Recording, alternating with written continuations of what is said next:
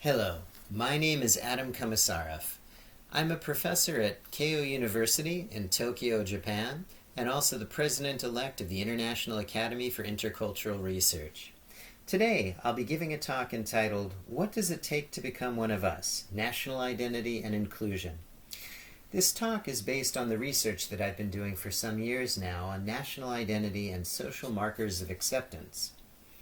This talk is designed not only for professional researchers in the field, but also for members of the general public who are interested generally in issues of immigration, and also how national people in different nations get a sense and construct a sense of who is a member of their societies. So, let me begin. The global migrant population exceeded 271 million in 2019, a figure almost double the 153 million reported in 1990. Migration presents an exigent socio-political challenge in the contemporary world, both in terms of how nation-states manage this accelerating phenomenon, as well as how individuals respond, either as migrants themselves or as members of their receiving community. Every society at this point in time faces a critical question. Do we choose an inclusive, evolving national identity that embraces new groups crossing our borders, or do we opt for an exclusive one that prevents acceptance of people who fall outside of a narrowly defined ethnocultural group of co-nationals? The disturbing worldwide rise in xenophobia and nativist populist rhetoric has prompted a fervent search among intercultural communication scholars for ways to utilize our work to encourage people to frame migration as a benefit rather than as a threat, and ultimately to facilitate the acceptance of migrants in their societies. When belonging is achieved among migrants, not only can many social ills be softened or mollified, but individuals stand poised to reap diverse benefits. For instance, improved mental health for migrants, more harmonious intergroup relations between migrants and their receiving society members, and long-term economic contributions from highly skilled migrants who have settled as permanent residents. In order to gain the benefits of belonging, it's first important to explain what belonging actually is. Hagerty, Lynch, Sauer, Patuski, Bausima, and Collier in 1992 defined sense of belonging as the experience of personal involvement in a system or environment, so that persons feel themselves to be an integral part of that system or environment. Social psychologists argue that, in fact, human beings seek belonging within interpersonal relationships and groups, and are hence driven to form positive, lasting, and stable relationships to satisfy this basic human need. When such human needs go unmet and exclusion results, people can feel misery, frustration, anger, as well as incompetence, underachievement. They can also lose their sense of self-esteem, self-respect, independence, and self-determination. On the other hand, connectedness and belonging are necessary to function optimally in terms of mental health, adjustment, and well-being, and this makes it a goal that is really worth working toward and aspiring for. Human concepts of nations, and by extension their national identity, play a critical role in the social processes determining the extent to which migrants achieve belonging and acceptance in their destination communities. In modern nation-states, people construct a sense of similarity with their fellow group members through attributes including ancestry, language, and beliefs that are presumed to be shared, though in fact are not necessarily so. These surmised common attributes form the content of national identity, and these attributes are used as criteria for established in-group members to maintain their in-group status and potential members to gain such status. I'll refer to such criteria from now as national identity markers or social markers. So what are some of these markers that people use to construct a sense of similarity? What are these criteria that people use to construct a sense of you being one of us? They include many things. Could be, for example, based on my research that I've uncovered so far, language skills. People in the host community could expect migrants to speak, read, and or write the local language. It could be demonstrated attitudes or beliefs. For example, a belief in democracy or capitalism might be seen as a precursor for belonging in a certain society. Also, behaviors can be very, very important in terms of deciding who's one of us. So here in Japan, where I live, reading the air, quote unquote, in everyday communication is considered a very important communication skill in order to gain acceptance. So, in other words, being able to look at someone's nonverbal signals, their facial expressions, their gestures, listening to their tone of voice, and figuring out what they're trying to say without them necessarily saying it is a very highly valued skill. And then finally, following social norms is a very important part of gaining acceptance in the local community. So for example, here in Japan, once again, not talking on the phone in the train is considered an important criteria for gaining acceptance. In social psychology, national identity concepts are examined at the individual level. That is, the subjective definitions of the national in-group that people have is the focus of my research and the research of many people around me. This includes the norms, values, and other characteristics that people utilize as membership criteria for deciding which migrants can become part of the national in-group. Unfortunately, migrants who do not fit these group prototypes of host nationals often struggle to become part of the national in-group, both in terms of social acceptance as well as the legal status and rights granted them by the government. So these national identity concepts have profound implications in people's lives. Increasingly, traditional ideas that unite nations around characteristics like ethnicity are threatened by the global flow of migrants. For instance, in Japan, China, and South Korea,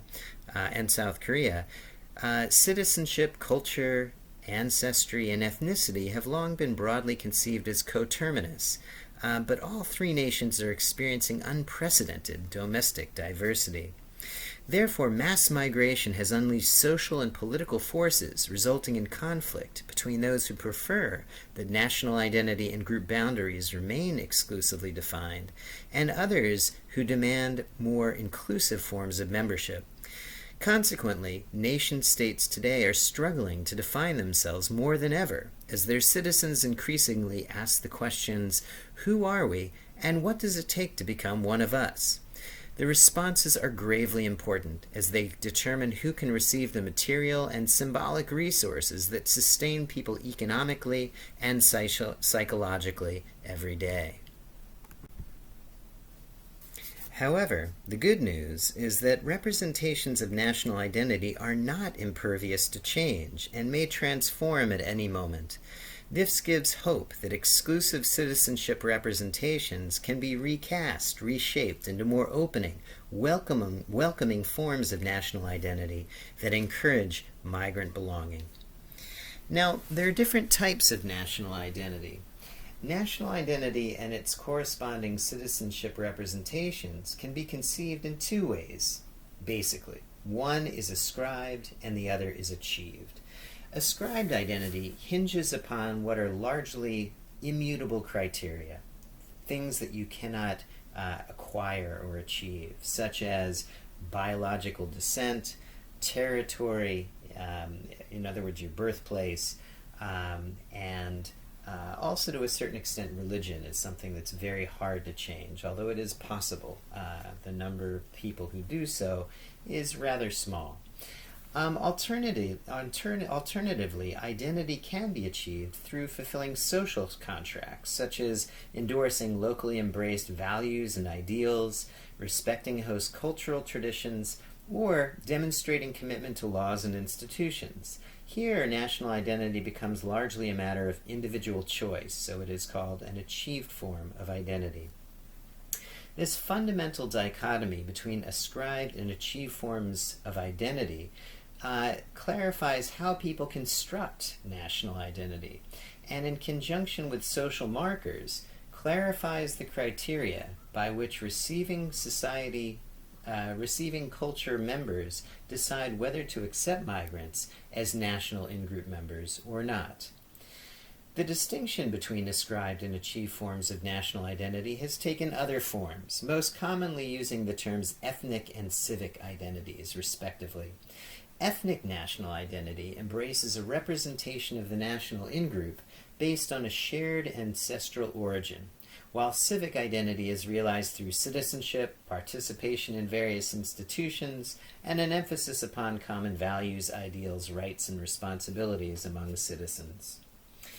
Most studies have found that civic representations of national identity are associated with far fewer anti-immigrant attitudes. But ethnic concepts of citizenship, where people think that being of a certain ethnic group is important to become an in-group member, are in fact found to associate very highly with anti-immigrant attitudes.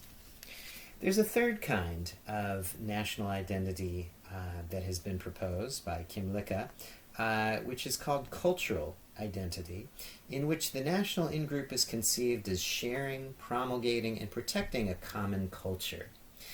Though cultural national identity was originally thought to be open to immigrants who adopt the national culture, it has also been found by some researchers to associate with negative general attitudes towards immigrants, presumably because immigrants are perceived by majority group members who embrace this form of national identity as threats to the national culture and cultural homogeneity.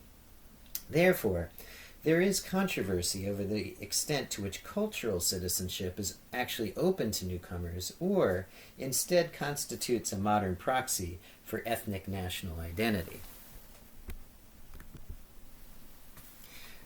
Though we can talk about national identity as ethnic or civic, unacquirable or acquirable, ascribed or acquirable, achievable, it is important to understand that national identity is very complex. In other words, it can vary within the same country, even within the same human being, and this has a profound impact on how we decide who is one of us, or the focus of this podcast. Let me explain. First, there's a diversity of national identity categories within nation-states.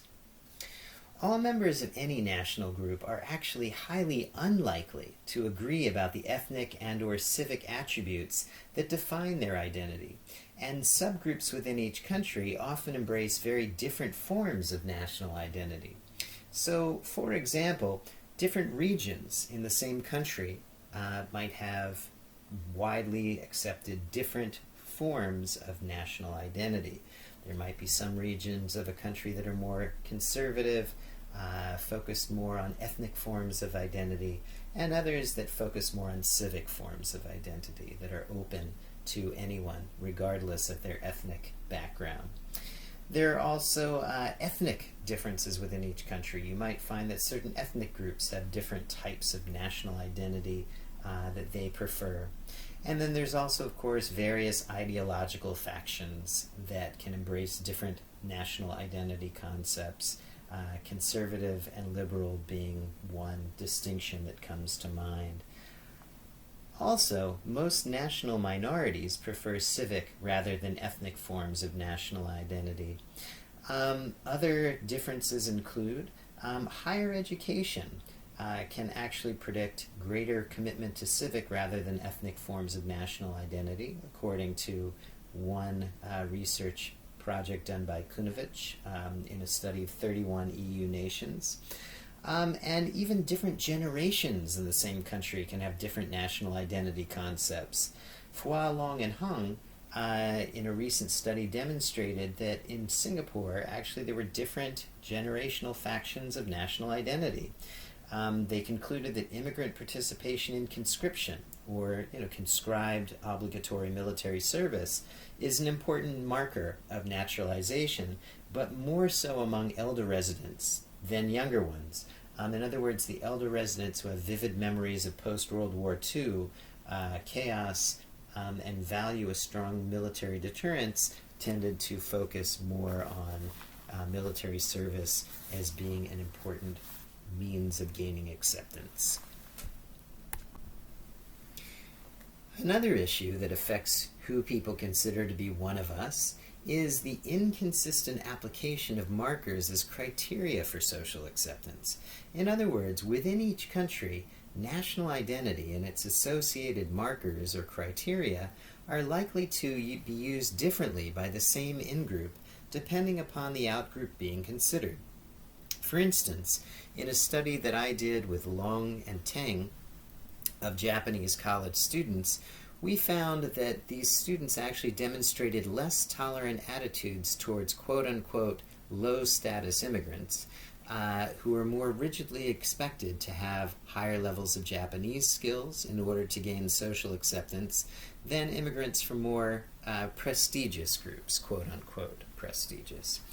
Similarly, as a result of inconsistent treatment, immigrant groups may be less readily accepted by receiving nationals based on their racial appearance, country of origin, ethnicity, gender, socioeconomic class, or even field of employment and level of professional skills.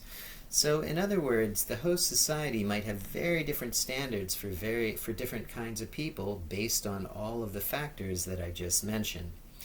These criteria are often utilized to categorize migrants as desirable and worthy, or, unfortunately, undesirable and unworthy of citizenship and in-group membership. And this results often in social stratification and the creation of a hierarchy of cultures in many host societies around the world. It's also possible for the same individual to simultaneously embrace both civic and ethnic forms of national identity.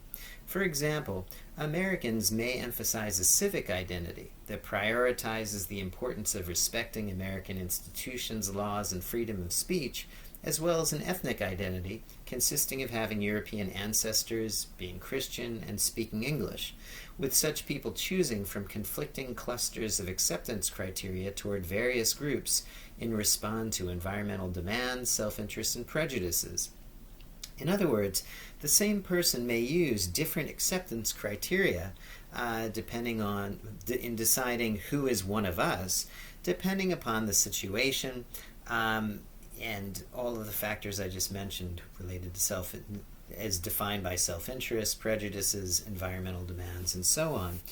And so one of the key points for future research is really to differentiate the contexts that emphasize particular citizenship representations at the individual level and the dynamics of how national identity concepts shift across contexts. So in other words, research really needs to unpack how people make these decisions, what kind of contexts, what kind of situations tend to activate one kind of national identity concept versus another. Another dimension upon which people's beliefs about national belonging can vary is what we call explicit versus implicit beliefs, or self-reports of perceptions, or knowledge versus unacknowledged and or unconscious associations. For instance, when people are asked whether another group is associated with a certain nationality, their implicit sentiments may differ subconsciously from their stated beliefs. In other words, what I say in terms of who I'm accepting of might be very different from what my subconscious beliefs are. And certain types of research can uncover those assumptions that people have, those biases that people have.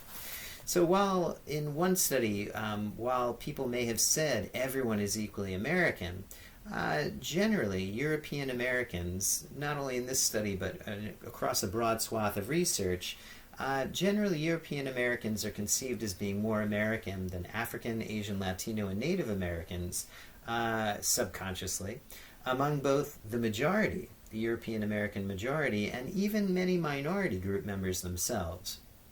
And this was broadly reviewed by Devos and Mohammed in 2014. These types of findings expose an exclusionary, ethnic-based national identity that stands at odds with openly espoused commonplace beliefs supporting a civic one, a contradiction that often escapes individual conscious awareness.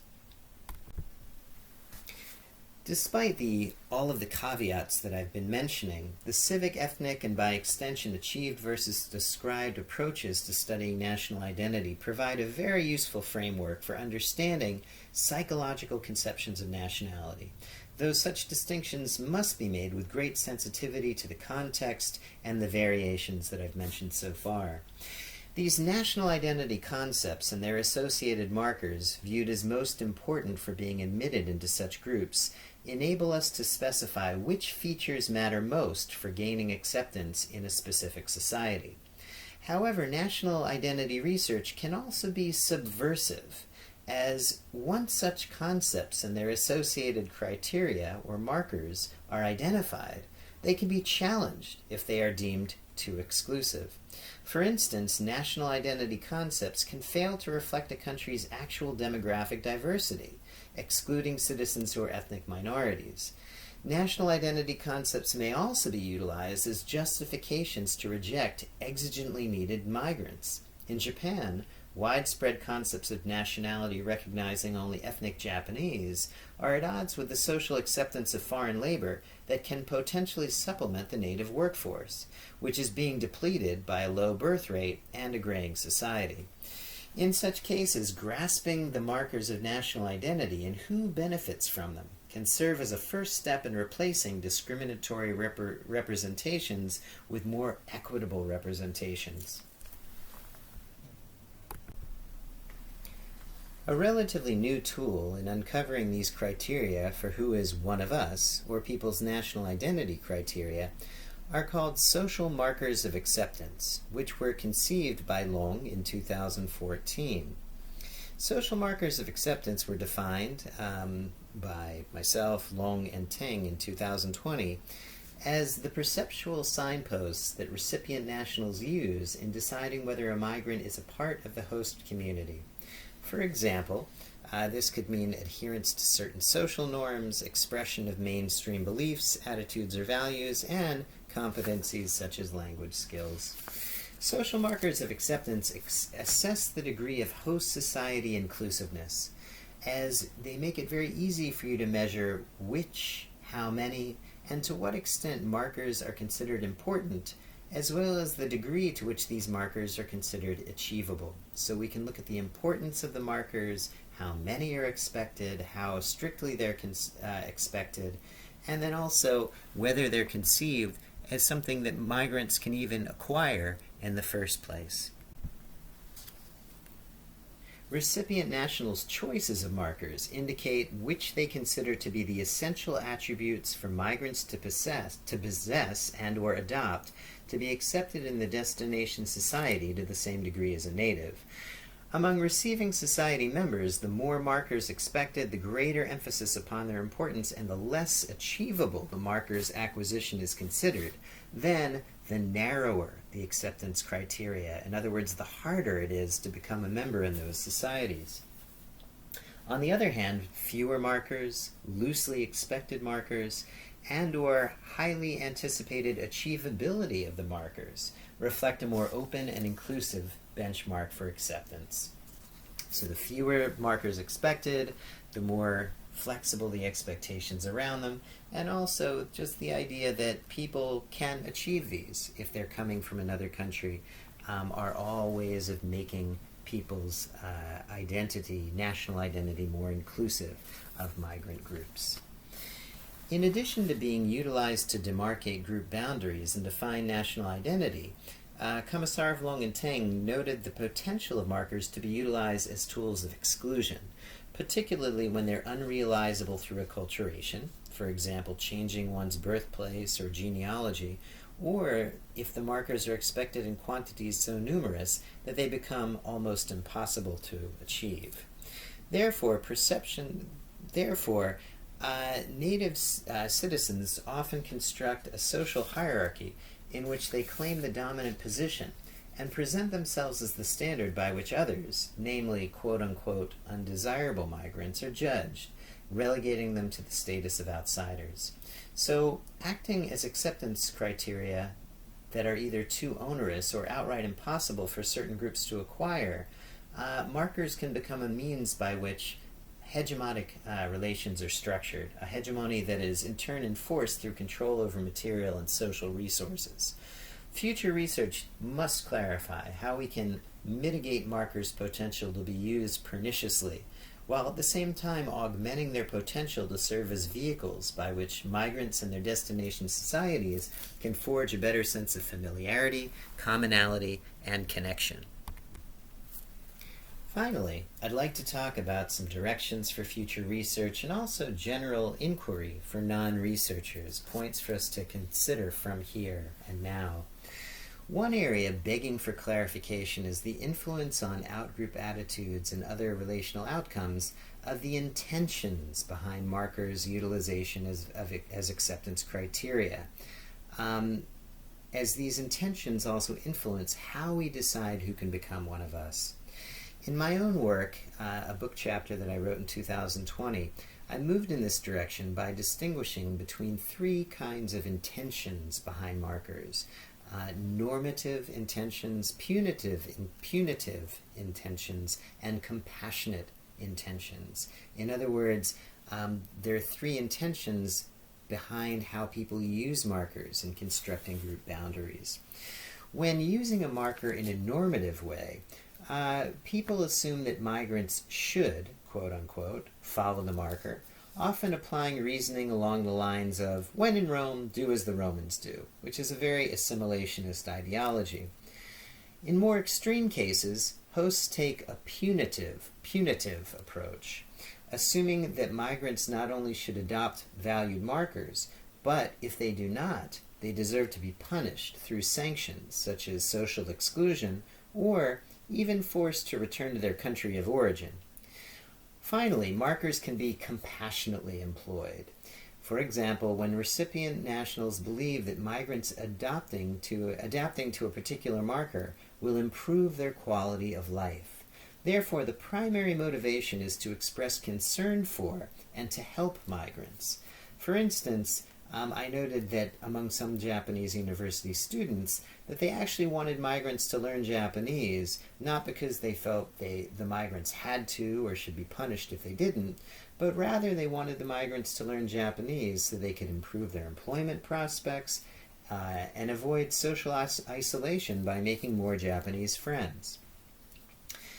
Research also needs to clarify when adopting markers is helpful to migrants and when it's not.